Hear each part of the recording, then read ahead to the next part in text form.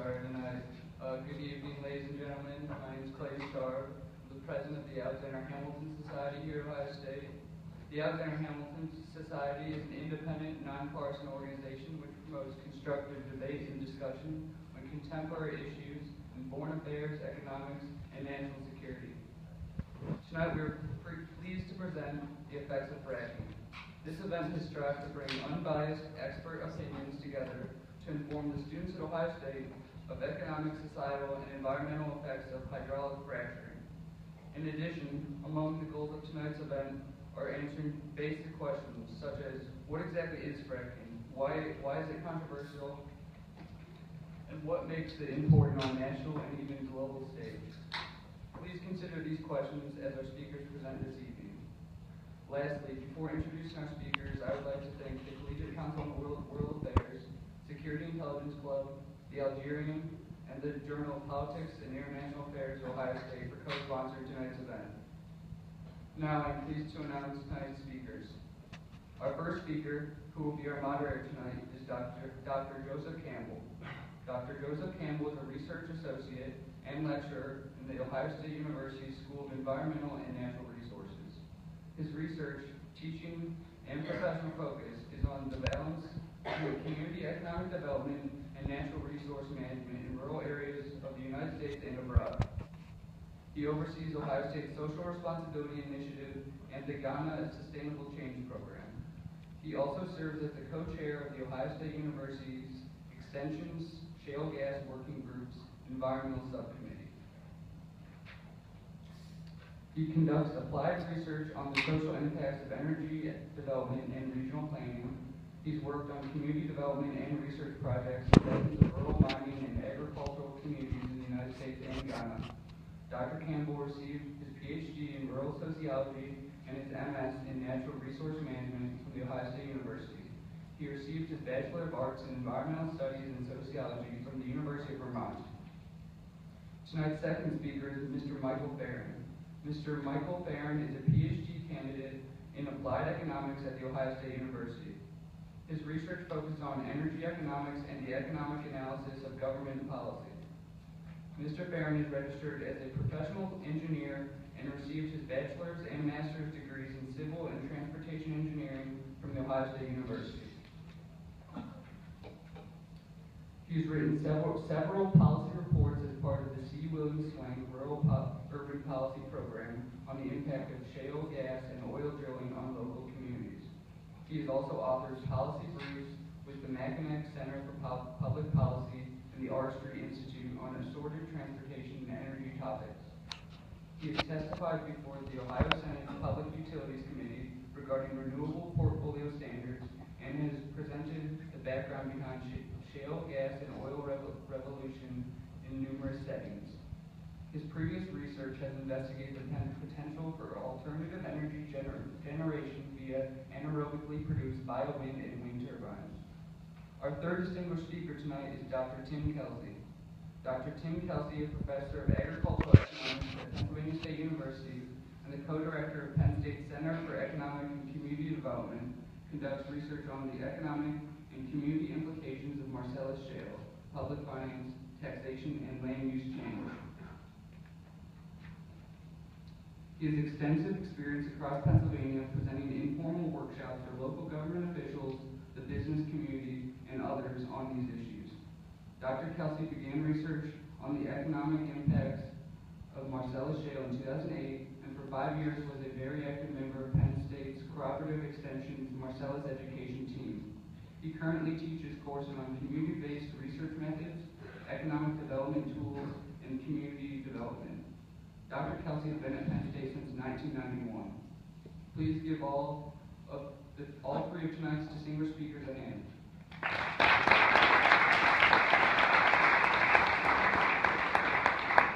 Without further ado, I'll leave it with Dr. Campbell. All right, thank you very much. Can everyone hear me okay? First off, thanks to Clayton and the Alexander Hamilton Society. It's an honor to be here. I think we're very fortunate today to have two excellent panelists in relation to shale gas and the effects on communities, the economy, throughout the Midwest and the shale basin that we're in here. I guess I'll just point them out. So Dr. Kelsey, Mr. Farren, beside me here. Before we go further, I just want to, I noticed today that the title of the talk is The Effects of Fracking as the title for today's panel. So just to break that down a little bit, because I think when we talk in the media, when we talk in academia, oftentimes we use the word fracking in different ways. So just to break that down, sort of where the origin of that comes from before we move forward. The term fracking itself, as it relates to how folks who are in the industry that are doing, the fracking, it comes from the term hydraulic fracturing. So essentially that process, and that's the process that often gets a lot of attention in the media, is the injection of essentially water with sand and some chemicals to make fractures in rocks. Okay, so that's the fracking part of this whole thing that we talk about as fracking, is the fracturing process of breaking up rocks in the ground. That's been going on since the 1940s, and I think Mr. Farren will expand more on this, but essentially it's been in practice off and on in the United States and internationally for over 50 years. So the second part that people sometimes think about when they think of fracking is the horizontal aspect. So that's sort of what's newer to the stage, what's sort of changing the landscape here in the Midwest, is the introduction of horizontal drilling to get oil and gas out of the ground. So in the early 2000s is about when the technology, it became economical to actually go into the ground and then go horizontally into shale layers and then do the fracturing process to then extract the materials out of the ground. Okay, so when we talk about fracking, it's often lumping a few different technological advances together. So essentially, for those who may not be involved in the process or have the experience, it's a several month-long process just to drill the hole, to go then horizontal up to several miles under the ground, and then turn the drill bit and then begin the fracturing process. So there's an extensive amount of time and effort and energy that goes into just creating the well itself. And then the injection process begins, and a series of other processes go on to get the oil and gas out of the ground. Wells can often, depending on the returns from the wells, if they're not producing and they're not returning, they can be capped, and then that's the end of that well, and they'll move on to the next place. If it is a producing well, it can last, projections go from 20 to 40 years of a producing well, and you guys can comment on that as you see fit. So for the purposes of tonight, we will talk about fracking as the whole process, because this new technology, it really does change the landscape of communities. The amount of industrial equipment and the process that's needed to produce oil and gas from these shale plays here in Ohio, Pennsylvania, and other places throughout the world, it does change the landscape. And so when people talk about the effects of fracking, they're thinking about all these different factors that come together, all the different parts of the process, and that's what we're going to get into tonight. Just a little background of where we're at here in Ohio. In Ohio, we've had oil and gas development for over 150 years. It hasn't been as much of a driver of the regional economy as it has in places like Texas and other places in the United States. But we have had vertical drilling since the mid-1800s. The biggest change to come to our state, mainly in the eastern half of the state, has been with the fracking process. The arrival of horizontal hydraulic fracturing. In the early 2011, 2012, so when we first started seeing the rigs coming over, when we first started seeing the actual drilling starting in the eastern half of the state. At the moment, we have in our state 1,200 horizontal permits to drill horizontally, so fracking wells. Okay, over 1,000 permits have been provided by the Ohio Department of Natural Resources. 810 of those permits, of those sites, have been drilled, and a little over 400 are actually producing oil and natural gas at the moment. So we have 400 producing fracked wells. The largest activity is on the eastern edge of the state. I don't know if we have any folks here from Carroll County, Harrison County, any place sort of on the eastern border, kind of near the Pittsburgh region. That's the highest producing area and highest drilled area of the state right now. It is moving westward. There's a site in Wayne County, if any of you guys know where Worcester is. Okay, so it is moving west of the state. Currently, the largest producer is Chesapeake Chesapeake Energy. You may see their advertisements at football games, other places around campus. So Chesapeake is probably the biggest player in terms of horizontal drilling in the state of Ohio right now. Dr. Kelsey in a minute will talk about Pennsylvania. The development there in the Marcellus Shale, which is the shale basin sort of next door to us, and it sort of creeps into Ohio. But the primary shale basin that we're drilling in here in Ohio is the Utica and Point Pleasant shales in the eastern half of the state. So I'll open it up to Dr. Kelsey to comment a little bit on the experiences in Pennsylvania, and maybe what we should be aware of as this development enters our state and moves further westward, and then the research that you've looked at related to interactions between shale development and local economy and social relationships. Very good. Thanks. I really appreciate the invitation to talk with you this evening, and I hope by the end of tonight that we'll have your questions answered, and you'll walk on knowing more about shale gas development and this whole process. I want to kind of reinforce the comment that Joseph made, that I personally do not like to use the word fracking when referring to this process. I find it confusing at the local level. When people talk fracking, it's very difficult to know if they mean simply the hydraulic fracturing part of the process itself, or they mean the entire development aspect. And in my work on the local level, the concerns and also the kind of the positive benefits that people are seeing are across the spectrum. It's not simply related to the hydraulic fracturing. So I personally prefer to use the phrase shale gas development or energy, unconventional shale development, just to make it clear that we're talking the whole process, not simply once the well's drilled and you're doing the hydraulic fracturing part itself. A little bit on my background. I've been, as the introduction said, I've been following shale gas development in Pennsylvania fairly closely since 2008. Shale gas, the first well was drilled in Pennsylvania around 2004, just outside Pittsburgh area.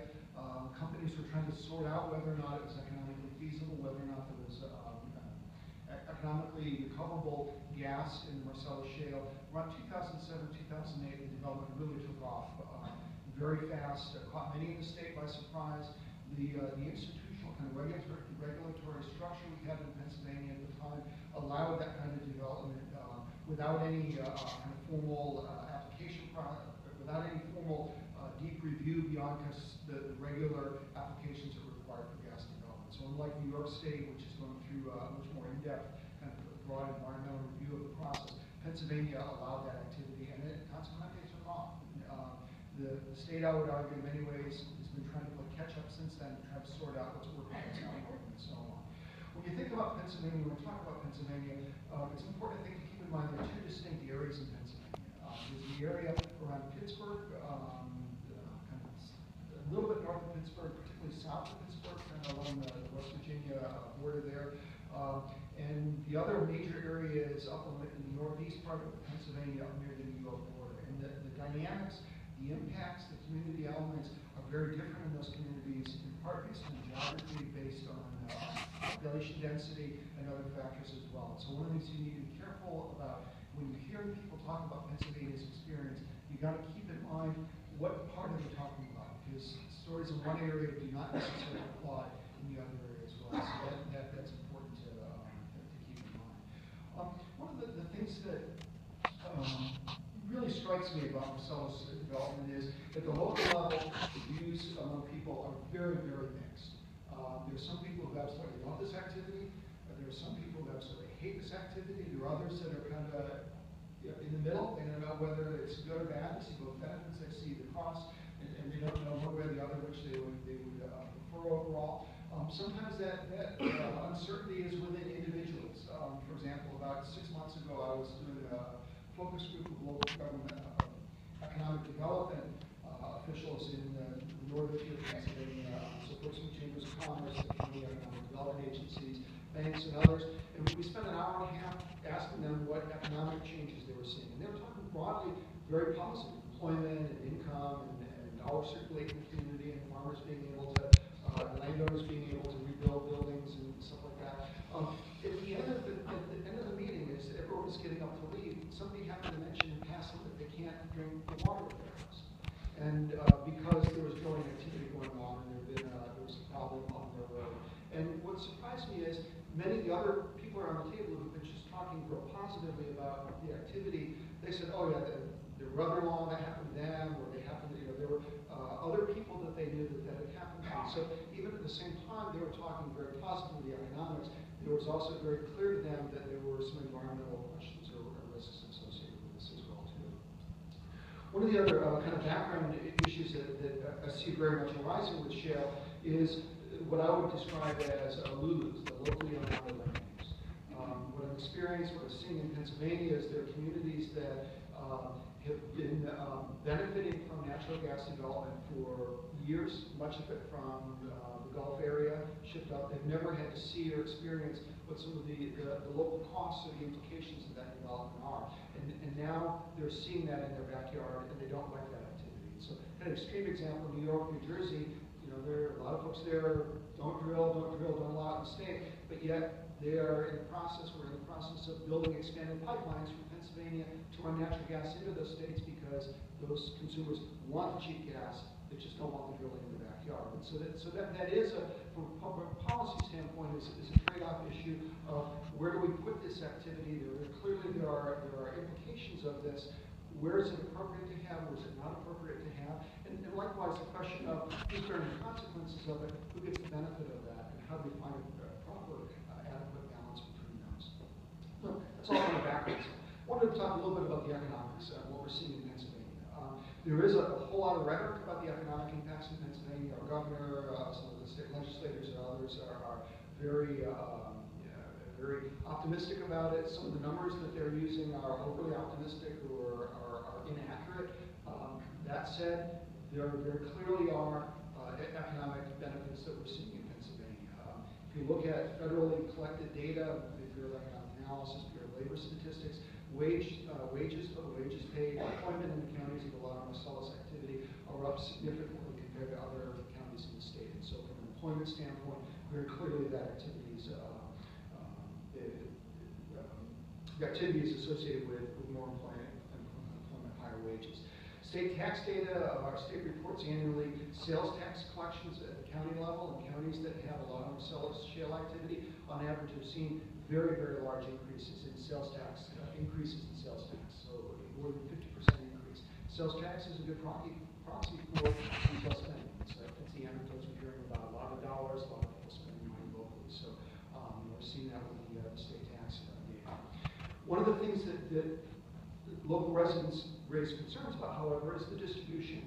There's a lot of anecdotes, there's a lot of comments at the local level. Yeah, there's new jobs, but yeah, they're going to Texas, they're going to Oklahomans, they're going to Louisiana, folks in Louisiana, and there's a lot of license plates from Texas in those states. A lot of demand for rental housing, so very clearly there are a lot of out-of-state workers who are involved in the industry. And so locals are saying, we're putting up with all this kind of the negative consequences, what's the benefits to us?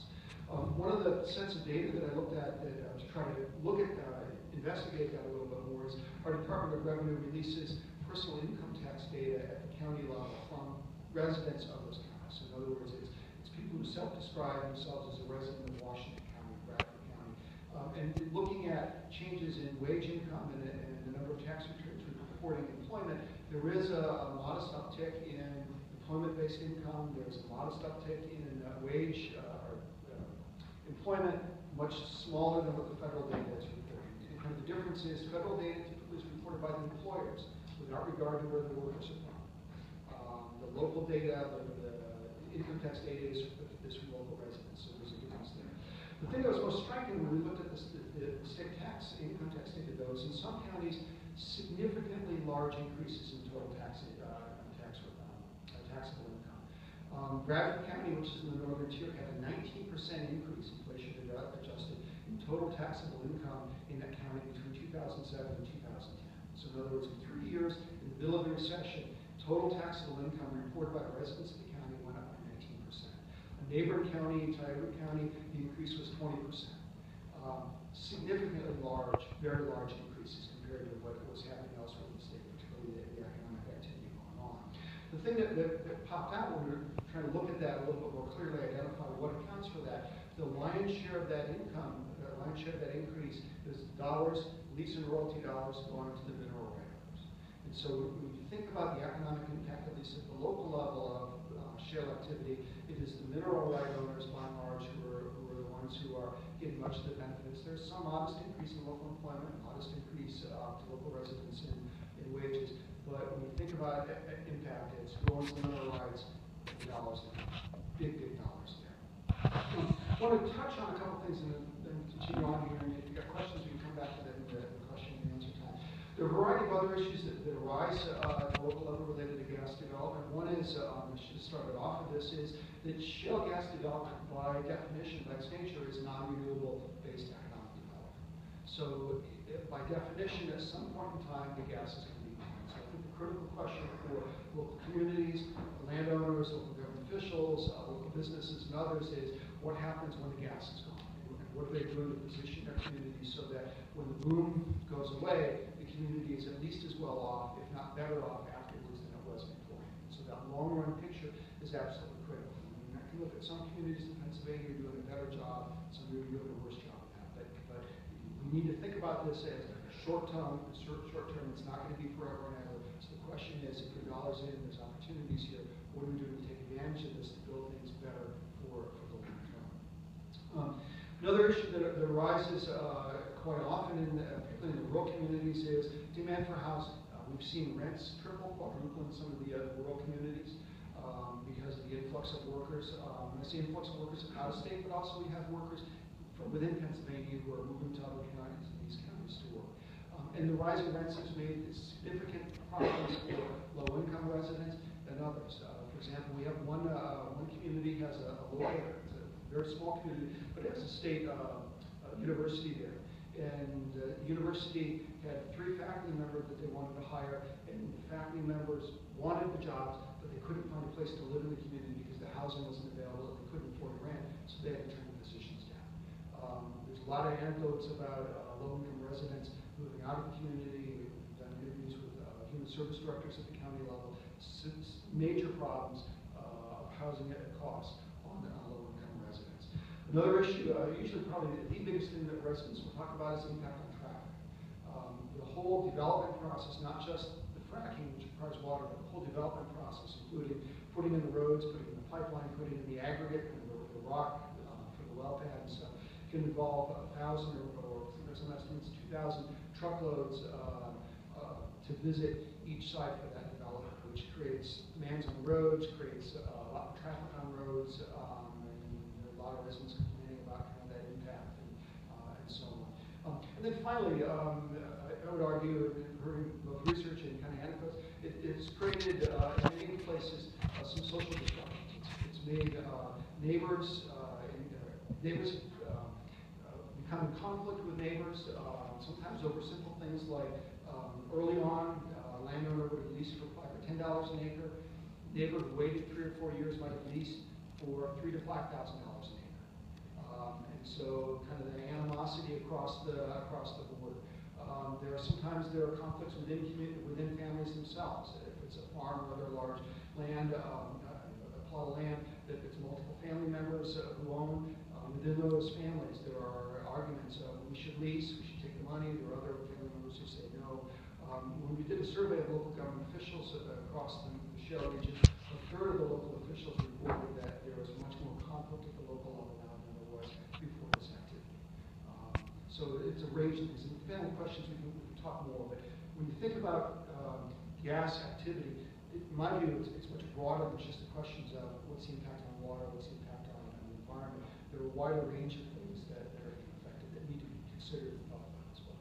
So for that, thank you very much, Dr. Kelsey. Thank you, Clayton and the Alexander Hamilton Society for the opportunity to speak to you tonight. I want to pick up with what Dr. Kelsey was saying, but before that, I'm going to go back a little bit farther, and I'm going to go into the actual physics, engineering, and mechanics of what fracking is, the entire procedure, not just the actual hydraulic fracturing.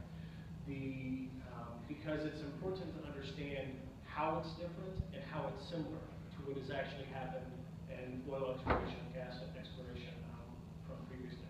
So the first thing to understand is that there's a difference between what they call conventional and unconventional oil and gas resources.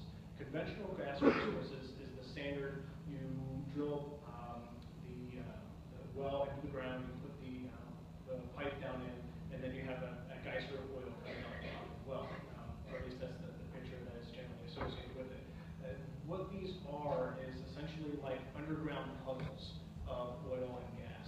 It's not exactly the right analogy because it's actually puddles within rock, but it's very porous rock that the oil and gas can move through very easily, kind of like sand. If you take a bucket of water and you dump it out onto a sandy beach, the water's just going to go right through the sand and you're not going to see it anymore. So these sort of sandy, porous formations are exactly what you find traditional oil and gas resources in, or as they call them, conventional. Unconventional oil and gas resources are where the oil and gas is actually bound up inside the rock, and it's not very porous, and it doesn't move, it doesn't flow to the actual well very easily, and so it requires some sort of what they call stimulation to frack the site or to do something like that in order to push the oil and the gas to the well. So that's the two important pieces of it, the puddles versus what I like to call, in terms of the unconventional resources, the sponges. The oil and gas is there, but it's not easy to get out of the sponge it's not easy to get out of the sponge unless you actually squeeze the sponge. So what fracking does is it actually squeezes the sponge and pushes that oil and gas into the well. It's not exactly the perfect analogy, but it's close enough for tonight. So the next question is, why shale? The reason for that is that shale is actually the source rock that all the oil and gas that we've been extracting out of the ground for the last 150, 200 years, that's actually where all the oil and gas came from originally. These underground traps, or these puddles that the conventional oil and gas resources are in, they are the result of the oil and gas leaking out of the shale and then migrating upwards and then collecting somewhere in some essentially upside down puddle, waiting for someone to come along and extract it. So the potential amount of resources in the shale is actually much larger than the oil and gas that we've already extracted out of it, because in some areas, a large part of the oil and gas is already leaked out of the shale. In other areas, there's actually the majority of the oil and gas still trapped in the shale, waiting to be extracted. And one of the things that is actually surprising about this hydraulic fracturing technology is it only recovers, I believe, about 20% of the in-place resources. So as additional innovations come along, it's possible that we could go back and refract the same sites using new technology and extract more and more oil and gas out of it. So this, I call it a revolution in oil and gas drilling, because these resources that we always knew were there have now become available to us, and it's because of several different reasons. First is high energy prices. The price of oil and recently the price of gas was 300 to 400% higher than it was about 20 years ago. And so that motivated a lot of desire to drill, similar to the oil boom that happened in the early 80s. And what has happened in terms of oil and gas is, as we've drilled more and more gas, the price of as the supply of that gas went up, the price of gas has dropped. And so now what we've seen is, in the beginning, there was a large push toward gas resources and shale gas. Now it's moved away from shale gas, and it's more being directed toward shale oil development as well. But all it will take is another price increase in natural gas to motivate a shift of drilling back towards natural gas as well. Current price of oil is about $100 a barrel, and that is 20 years ago it was approximately $20 to $30 a barrel. So as long as the international price of oil stays that high, it's likely that oil and gas drilling, especially oil drilling, is going to continue in a gangbuster style. And that increase started in early 2000s when India and China ramped up their demand for oil as their economies really took off. So I don't know, I can't predict the future, but my guess is that the price for oil is going to stay up as those economies continue to demand more and more oil as they grow.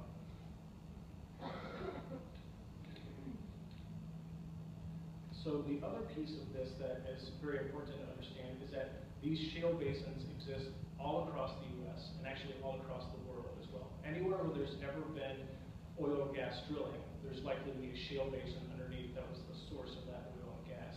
Whether or not it's already completed is another story, but in most cases they aren't, and in most cases this, the reason why this impact is going to be so large is that we're drilling oil in Ohio again, in Pennsylvania again, or rather gas. That hasn't happened since in major parts for the last 100 years. You're going to see additional drilling in Louisiana. Texas has always been big, but you're going to be seeing additional drilling in Kansas and places that you wouldn't actually expect a lot of drilling to happen. California actually is home to the Monterey Shale, and that contains, as of right now, approximately 2/3 of all the oil reserves in the U.S. They know the oil is there, but they can't get it out yet because it's a very complex shale and it's not easy to actually use the same methodology that has worked in other areas to extract the resources out of that. So the point is that the combination of horizontal drilling with hydraulic fracturing has resulted in kind of a game-changing moment in the energy industry and in the global economy. So there was some talk even within about the last 10 years of when are we going to hit peak oil? When are we going to hit the point where the worldwide production of oil actually falls off and it never rises again? And what kind of conflict is that going to have in the world? We've now reached a point where that's no longer a short-term possibility. It's much more likely that the amount of energy resources in the world, at least within our lifetimes, is sufficient to preclude any sort of global strife, specifically over oil. Again, I can't tell the future, but that's based on everything that is out there and all the discoveries that continue to be made. That's the most likely outcome. So I want to go into specifically the mechanics of horizontal drilling and fracturing a little bit, just so you have a better idea of it. Horizontal drilling emerged out of an innovation that they used for deep sea drilling rigs, because it was very expensive to actually pick up one of these floating rigs and move it to a different location. So as I said, the oil and gas resources are kind of like underground puddles that exist in different locations in the rock layers underneath the ground. So if you can actually drill down from one location and then turn the drill bit while it's underneath the ground with a down shaft motor and drill in a different direction and access different specific puddles from one location, you are seriously reducing your costs of drilling and extracting that resource. So what horizontal drilling is just directional drilling, but taken to the extreme where they actually take it and they run the drill nearly horizontal through the actual layer of shale rock, which exists, and some places it's 10 feet thick, and in other places it's 600 feet thick, depending upon the actual shale that you're looking at. And so in terms of how that matters for resource extraction, some of you may have seen the movie Gasland, and the wells that went into Colorado maybe about 15 years ago. Those were hydraulic fracturing wells, but they were only using vertical shafts to go down, and then they drill down in the shale layer and they frack that layer, and then the resources from that spot would move up the well. But because you can't actually get very much exposure to the oil and gas by just fracking that one specific point, what ends up happening is that you require about 16 wells for every square mile.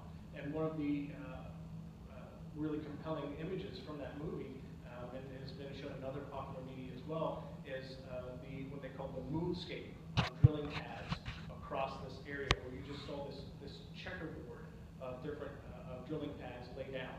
And what horizontal drilling allows us to do is, instead of 16 well pads per square mile, now we can use, at this point, we're about the point where we can do about 1 for every 2 square miles.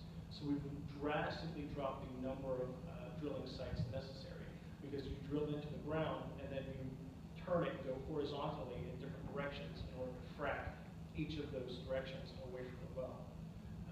So the way I kind of look at this is kind of an innovation story. It's all these different drilling innovations that have, over time, unlocked access to these resources that we knew they were there, but never really knew how to get to them, and we can kind of consider them beyond reach. Each additional shale has its own particular peccadillos, and it needs its own kind of knowledge building in order to figure out the best way to extract the oil and gas from that shale. And over time, the ability to extract the resources out is getting better and better. I mentioned the 1980s drilling boom. During the peak of that boom, I think there was well over 2,000 active drilling rigs in the U.S., constantly drilling, trying to access the small oil and gas resources that were still available at that time, but because the price of oil was so high, it made it worthwhile to actually drill that resource. Now, because of the innovations, we have about half that number of wells currently operating half that number of active drilling rigs working in the U.S. at one time, because it's possible for a drilling rig to drill so much faster than previously. All right, I will very quickly go into fracking just a little bit. Like Joe said, it originated in the 1940s. It's been a technology that has been progressing over time with various additional research projects. At this point, the majority of wells in the U.S. are actually, they do use hydraulic fracturing. And hydraulic fracturing can be used not only on shale resources, but in terms of existing resources as well, where the well has kind of gone dry, it's not worthwhile anymore, so you cap it off, but you can go back and re-stimulate it to get more resources out of that same spot. High pressure fluid is injected into the rock formation, so shale is kind of like layers of paper, and it originally comes from the inland seas that used to cover most of the U.S. and different parts of the world. And as organisms lived and died and then were deposited at the bottom of the inland sea, they built up layers of shale and layers of organic material and layers of inorganic material, and that formed the layers of shale that we're actually accessing now. So the layers of shale, like I said, are kind of like these sheets of paper, and there's better passage available along the sheets of paper than through the sheets of paper. So what fracking does is it creates the cracks through the rock formation that actually allow the oil and gas to flow into the well and then up to the surface. But what happens when you do that is you apply the pressure, and once you drop the pressure, the cracks may close. So as Joe said, you actually use what are called proppants. The best kind are little pieces of quartz sand that you actually inject with the water or with the hydraulic fracturing fluid down into the wellbore, and when you drop the pressure, these little pieces of sand keep the cracks open and allow the resources to continue to flow after the pressure is dropped. One of the things that these resources are very deep underground, much farther underground than the traditional oil and gas reservoirs that we have been accessing. Because, like I said, the oil and gas is leaked out of the shale and moved upwards towards the surface, where it's collected in these essentially underground pools or underground puddles. So part of the issue with them being so far beneath the ground is that the pressure is extremely high down there. And once you reduce the fracking pressure and complete the well, allow it to start flowing, you have an enormous amount of resources flowing at the onset. The amount of flow actually drops probably about by 50% over the first year, but the flow continues at a lower rate for the rest of the lifetime, whether it's 20, 30, or 40 years. And there is a possibility, once the flow is dropped off enough, and you want to re-stimulate it, that we haven't gotten to this point yet, because we're not 20 years into the future yet, but there is a possibility to actually go back and refract the well later on and re-stimulate it. So there is a big question as to whether the oil and gas resources, what's going to happen when they're gone, and what happens, what is the bus going to look like after the boom. But the other open end of that question is there going to be a bus? Can we go back and re-stimulate it later on? So I think I've covered that reasonably well enough. And then, as I said, this is kind of from my perspective, an innovation story. And we've been worried for a long time about whether we would have enough energy for the future. And one of the things that I think fracking has taught us is that the answer is yes. It's going to take new innovations to do it, but whether it's fracking, whether it's the innovation that is going to unlock the ability to extract methane hydrates from underneath the ocean, which is an enormous resource that's completely untapped. There's a lot of research teams trying to figure out an economical way to actually extract that and pull it out of the ocean. Or whether it's the oil shale, to distinguish it from shale oil in Colorado and other places around the world.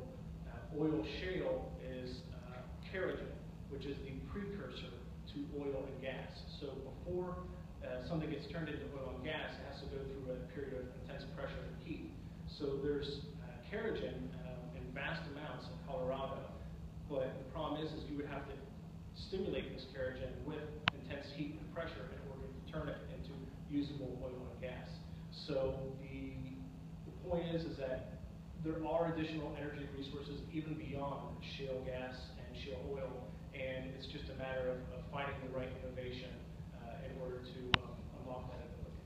So that's kind of my macroscopic overview for now. I'll relinquish the podium. Thank you both for those excellent commentaries on shale, oil, and gas. Two themes that came up. So Dr. Kelsey talked about different counties and different even regions within Pennsylvania that have experienced development differently in terms of wages, income, housing costs.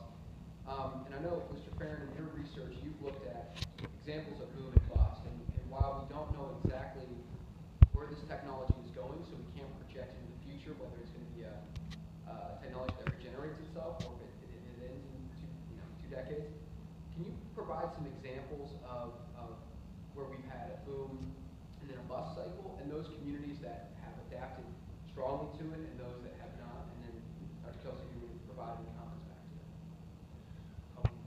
Yeah, we actually covered that in one of our policy briefs that we wrote. We were looking at how to, for Ohio, how should Ohio or Pennsylvania or any of the states who are currently undergoing these drilling booms, how do you avoid the bust that comes after the boom? Because the western ghost towns have taught us that the boom does happen. Williston, North Dakota is a good example of this, where in the 80s and previous oil booms, there was an enormous amount of drilling activity that went on in Williston, and then Oklahoma City as well. Dallas and Houston are other examples where cities were affected by the oil booms. And Williston being very remote and not being very energy intensive, where the primary part of the local economy has to do with the energy industry, it actually ended up suffering some pretty negative effects of the boom. It grew in terms of jobs and population very strongly during the boom, and then after the boom, it just died. And it died back down to the rate of growth that it was going before, and then continued upwards from there. Oklahoma City, it was kind of a middle-of-the-road case where it grew, but then it didn't continue growing after the boom. It actually just kind of leveled off and plateaued for a while before it caught up with the rest of the country and it reestablishes its natural long-run growth. Dallas and Houston are examples of cities that already had diverse economies, but were able to further diversify their economy. And that's one of the biggest pieces of avoiding the bust after the boom, is having a very diverse economy that can weather the fact that one of the primary industries in your region is now shrinking rather than growing. So Dallas and Houston have continued to grow very strongly even after the bust, and it's likely because they had much more diverse industries. Just to add, I think the comment about a diverse local economy is absolutely critical. If the economy is primarily focused or starts to adapt and builds itself around oil and gas development, when activity goes away, you have a problem. The other kind of related factor is the overall size of the economy. I'm talking about Dallas and Fort Worth, those are large metropolitan areas, and so the amount of economic activity going on related to drilling, maybe big numbers, but it's relatively small compared to everything else going on in the community. If you look at some of Pennsylvania, smaller counties, populations of 40,000 or 60,000, those are the communities that early on were going through major boom times. Some of them are actually going through a bust now because drilling rigs have moved away from the northern part of Pennsylvania, come here to Ohio to chase the oil. Some of those communities they've seen struggling to find out what do they do next. The other element I'd add in there is absolutely critical in those communities to think about during the boom, what do they do? There are some horror stories in Pennsylvania of little businesses that went all in related to gas development. So I heard of a guy who was a porta-john business owner that used to take porta-johns around.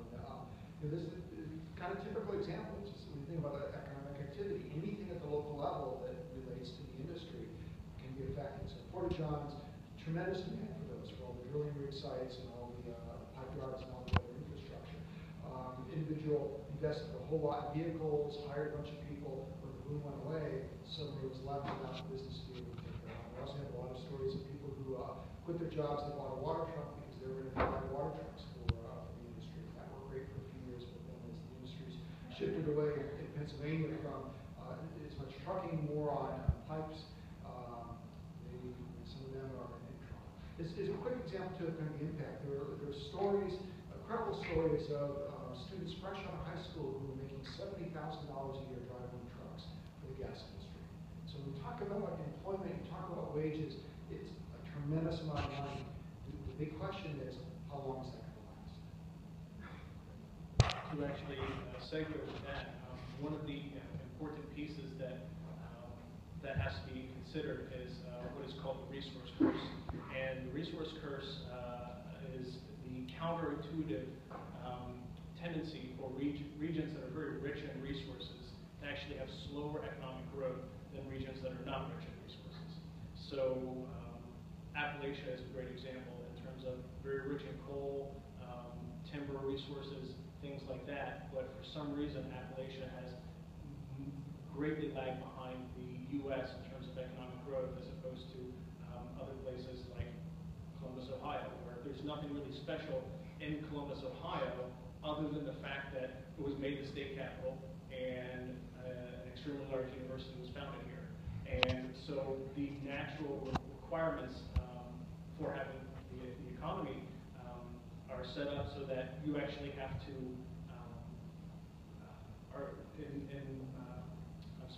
in regions that are resource intensive, you really don't have to do much in order to produce value. You don't have to accumulate much human capital. You don't have to go to college after graduating high school. You can pick up a $70,000 job driving a truck. But then when that job vanishes, when the price of natural gas falls after 5 years, what are you left with? You're left with, hopefully, some money that you saved, but at that point, no major useful skills that you can then turn into better employment for you later on. And one of the things that has been observed is that places with high levels of entrepreneurship, human capital, and manufacturing especially, are places that tend to grow faster than places that rely on resource extraction in order to develop their own economy. So that's one of the things that has to be kind of considered in this, and it's a big problem, because how do you change people's incentives to say, no, don't take that $70,000 a year job right out of high school, go get a college education. Or at least if you take that job, at least put enough money away that you can get a college education later on. Great. Yeah, well, thank you. Thank you both for your comments here. I think I have a ton of questions I could ask, but I would love to hear, I think we all would love to hear what you guys are thinking, what the questions you have. So if it's all right, we can just turn it over